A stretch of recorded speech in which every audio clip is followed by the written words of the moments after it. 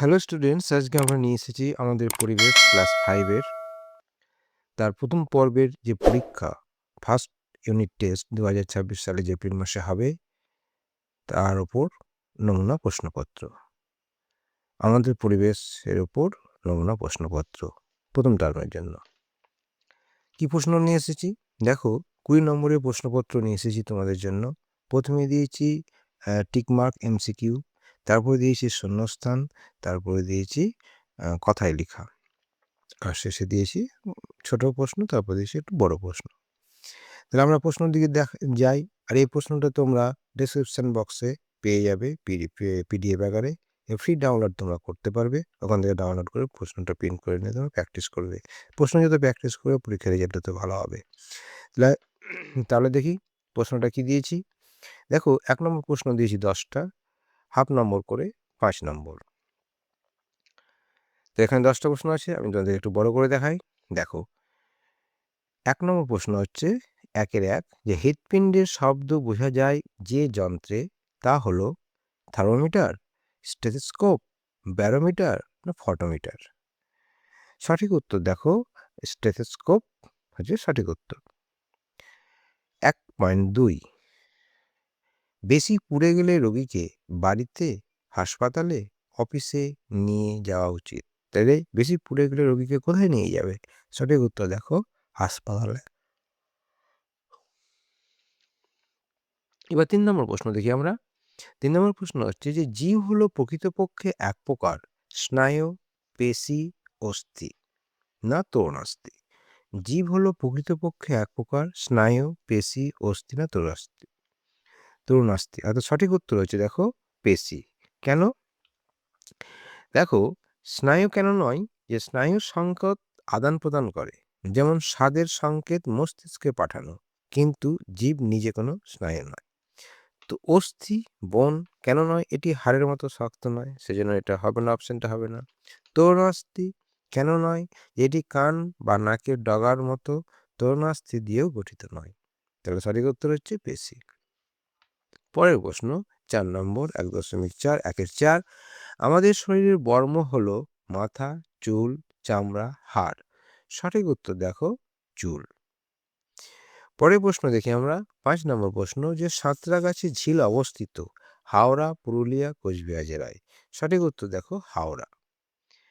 সুন্দরবন অঞ্চলে মাটির নিচের জলের স্বাদ মিষ্টি, স্বাদহীন, নোনতা কোনোটি নয়। সঠিক উত্তর হচ্ছে দেখো নোনতা।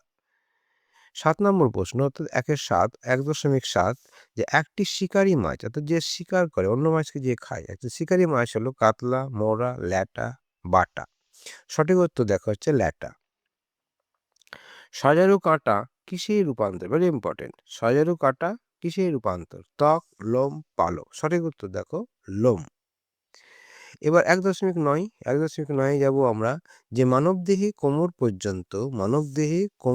থেকে হাঁটু পর্যন্ত হাড়ের নাম হলো হিউমেরাস, ফিমার, আলনা, রেডিয়াস, ফিবিউলা।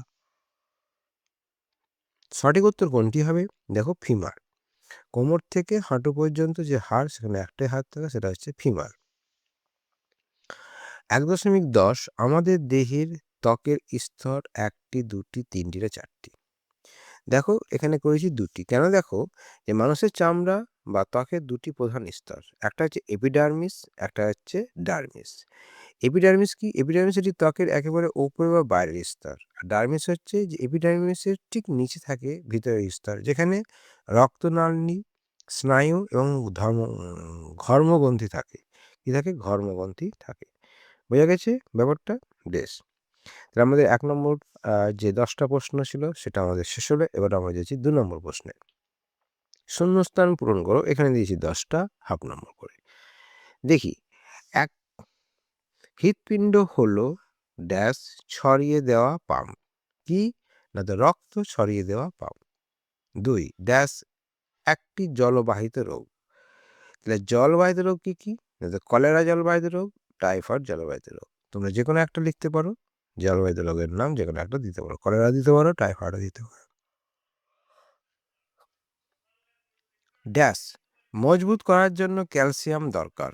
মজবুত করার জন্য ক্যালসিয়াম মজবুত করার জন্য ক্যালসিয়াম দরকার। কি মজবুত? অস্থি বা হাড় মজবুত করার জন্য ক্যালসিয়াম দরকার।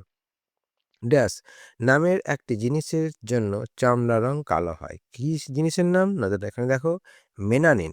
মেলানিন নামের একটি জিনিসের জন্য চামড়ার রং কালো হয়।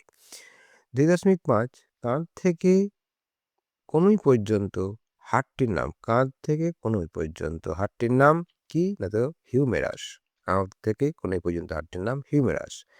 এবার যাচ্ছি 2.6 মাগুর মাছের ড্যাশ নেই। কি নেই? আঁশ নেই। 2.7 যক্ষা রোগ বেশি হয় ড্যাশ এ। কোথায়? না তো ফুসফুসে। যক্ষা রোগ বেশি হয় ফুসফুসে। গন্ধগোকুলের আরেক নাম। গন্ধগোকুলের আরেক নাম হচ্ছে বনবিড়াল। মানবদেহে রক্ত ছড়িয়ে দেওয়া পাম্প হলো ড্যাশ। কি? না তো হৃৎপিণ্ড। 2.10 দুধ থেকে ছানায় পরিণত করাকে পরিবর্তন বলে। কি পরিবর্তন? এটা হচ্ছে রাসায়নিক পরিবর্তন। তাহলে আমাদের এই মুহূর্তে 2 যে 10টি প্রশ্ন শেষ হলো। আমরা 3 নম্বরে যাচ্ছি। নিচের প্রশ্নগুলি পূর্ণ বাক্যে উত্তর দাও। এখানে 6টা প্রশ্ন আছে, 6 নম্বর। দেখো, 4টি শিকারী পাখির নাম লেখো। 4টি শিকারী পাখির নাম কি কি? ঈগল, বাজ পাখি, শকুন, পেঁচা। এই পাখিগুলি তীক্ষ্ণ নখ এবং বাঁকানো ঠোঁটের সাহায্যে অন্য ছোট প্রাণী বা মাছ শিকার করে খায়। বাঁওড় কাকে বলে? পরের প্রশ্ন হচ্ছে বাঁওড় কাকে বলে?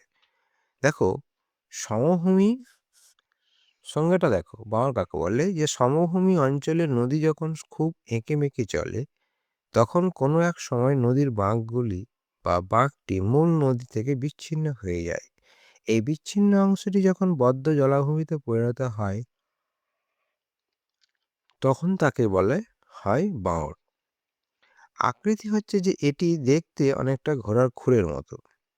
পশ্চিমবঙ্গ, উত্তর ও দক্ষিণ 24 পরগনা এবং নদিয়া জেলায় অনেক বাঁওড় দেখতে পাওয়া যায়। তোমাদের এটা আরো পরিষ্কার হওয়ার জন্য আমি তোমাদের কিছু ছবি দেখাতে চাইব। যেমন দেখো, এই ছবিটা দেখো, নদীটা এইভাবে যাচ্ছিল। এইভাবে নদীটা যাচ্ছিল, ঘুরতে ঘুরতে ঘুরতে ঘুরতে ঘুরতে ঘুরতে ঘুরতে ঘুরতে যাচ্ছে। দেখা গেল কোনো এক সময় এই ঘোড়াটা বাদ দিয়েও এদিকে মিশে গেল। তখন এইটা একটা বদ্ধ জলাশয়ে পরিণত হয়, কিংবা এর সঙ্গে লিঙ্কেজও থাকতে পারে, কিন্তু এখান দিয়ে একটা চলে গেল। হ্যাঁ, তখন এটা হয়ে গেল। দেখো, এটা ঘোড়ার খুরের মতো দেখতে, বুঝা গেছে? এবং এটা তো আমি ছবিতে দেখালাম, এবং বাস্তবে তুমি দেখো ছবিতে দেখো এরকম হয়। দেখো, এটা একটা উপরের থেকে ছবি, স্যাটেলাইট ছবি। এই নদীটা যাচ্ছে যাচ্ছে যাচ্ছে, এখানে এরকম হয়েছিল। এটা কি হয়েছে? এখান থেকে বাদ পড়ে গিয়ে, দীর্ঘদিন ধরে বাদ পড়ে গিয়ে হয়ে গেছে, এবং এটা একটা দেখো সুন্দর জলাশয়ে পরিণত হয়েছে। বুঝা গেছে? বেশ। পরের প্রশ্ন যাচ্ছে যে BCG টিকা কি কারণে শিশুকে দেওয়া হয়ে থাকে? সঠিক উত্তর দেখো, যে শিশুকে BCG টিকা দেওয়া হয় মূলত যক্ষা বা টিবি, টিউবারকুলোসিস, টিবি রোগের প্রতিরোধ করার জন্য BCG দেওয়া হয়। এই টিকা সম্পর্কে কয়েকটি জরুরি তথ্য দেখো।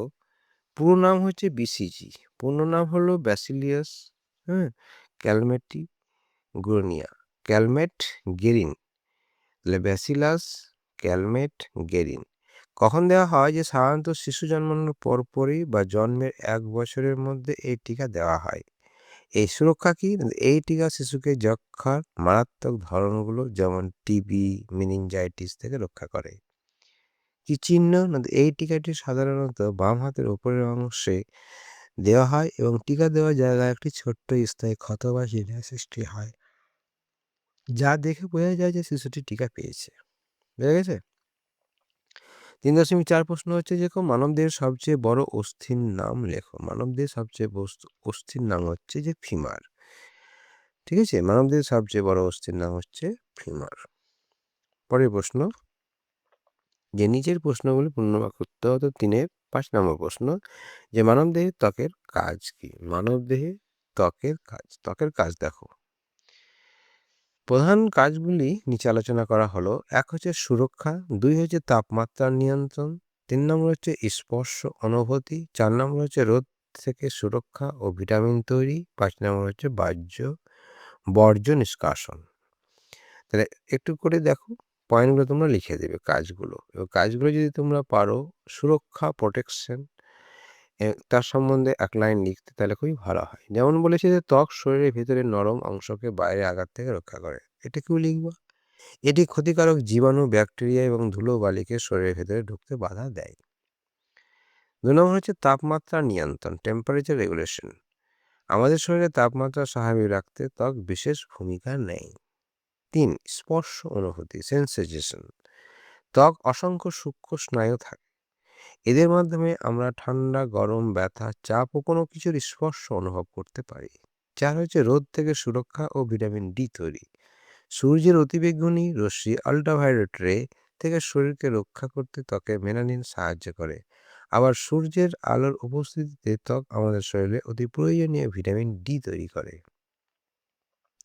বর্জ্য নিষ্কাশন হচ্ছে এক্সকারশন, যে শরীরের অতিরিক্ত জল, লবণ এবং কিছু ক্ষতিকারক বর্জ্য পদার্থ ঘামের মাধ্যমে বের করে দিতে ত্বক সাহায্য করে। এই কাজগুলো লিখে নাও, 5, 6, 7 পর্যন্ত তোমাদের কাজে দেবে। পরের প্রশ্ন দেখো, যে দুটি মেরুদণ্ডী এবং দুটি অমেরুদণ্ডী প্রাণীর নাম লেখো। তাহলে মেরুদণ্ডী প্রাণী ভাইব্রেট, ভার্টিব্রেট আর ইনভার্টিব্রেট। তাহলে দুটি মেরুদণ্ডী প্রাণী যাদের শরীরের ভেতরে হাড় বা তরুণাস্থি দিয়ে তৈরি মেরুদণ্ড থাকে, যেমন মানুষ, রুই মাছ। অন্যান্য উদাহরণ হচ্ছে ব্যাঙ, সাপ, পাখি, গরু ইত্যাদি। এরা হচ্ছে মেরুদণ্ডী প্রাণী। অমেরুদণ্ডী প্রাণী হচ্ছে কি, যাদের শরীরে কোনো মেরুদণ্ড বা হাড়ের কাঠামো থাকে না, যেমন কেঁচো, প্রজাপতি। অন্যান্য উদাহরণ হচ্ছে মশা, শামুক, অক্টোপাস, জেলিফিশ ইত্যাদি। এরা হচ্ছে অমেরুদণ্ডী প্রাণী। উদাহরণগুলো আমি অনেকগুলো দিয়েছি, যেটা তোমাদের ভালো হবে, সুবিধা হবে, সেগুলো তোমরা লিখবে। পরে 4 নম্বর প্রশ্ন আসছে, যে 2টি বা 3টি বাক্যে উত্তর দেওয়া হবে। এটা 2 নম্বর আছে 2টো। বাড়িতে কিভাবে ওআরএস তৈরি করা হয়? বাহ! দেখো, বাড়িতে ওআরএস কিভাবে তৈরি করা হয় তার প্রয়োজনীয় উপকরণ দিয়েছি। জল 1 লিটার, আগে থেকে ফুটিয়ে ঠান্ডা করে নির্মল জল, চিনি 6 চা চামচ, নুন আধা চা চামচ বা 1 চিমটি। ধাপ 1, যে প্রথমে হাতে সাবান দিয়ে ভালো করে ধুয়ে পরিষ্কার করে নিন। যে পাত্রে ওআরএস রাখবে সেটি যেন পরিষ্কার থাকে। একটি পাত্রে 1 লিটার ফোটানো জল নিন। ওই জলে 1 চা চামচ চিনি ও আধা চা চামচ নুন। এবার চামচ দিয়ে ভালো করে নাড়তে থাকুন যতক্ষণ না চিনি আর নুন এই জলের পুরোপুরি মিশে যাচ্ছে। ঠিক আছে? এটা হলো তৈরির নিয়ম। 2 নম্বর প্রশ্ন দিয়েছে 4-এর, যে পাহাড় ধস বা ভূমিক্ষয় কিভাবে রোধ করা সম্ভব? কিভাবে রোধ করবে? তার পদ্ধতি দেখো, যে পাহাড়ের ধস বা ভূমিক্ষয় রোধ করার উপায়গুলি হলো: 1, বৃক্ষরোপণ করতে হবে। গাছের শিকড় মাটিকে শক্ত করে ধরে রাখবে। 2, ধাপ চাষ অর্থাৎ টেরেসিং। পাহাড় কেটে ধাপে ধাপে চাষ করলে মাটি ধুয়ে যায় না। 3, ঘাস ও ঝোপ লাগানো। এগুলো মাটির উপরিভাগকে ধরে রাখে। 4, বাঁধ বা প্রতিরোধক তৈরি করা। জলধারা কাটিয়ে মাটি ভেঙে যাওয়া রোধ করে। 5, অতিরিক্ত গাছ কাটা বন্ধ করা। গাছ না থাকলে মাটি সহজে ভেঙে যায়।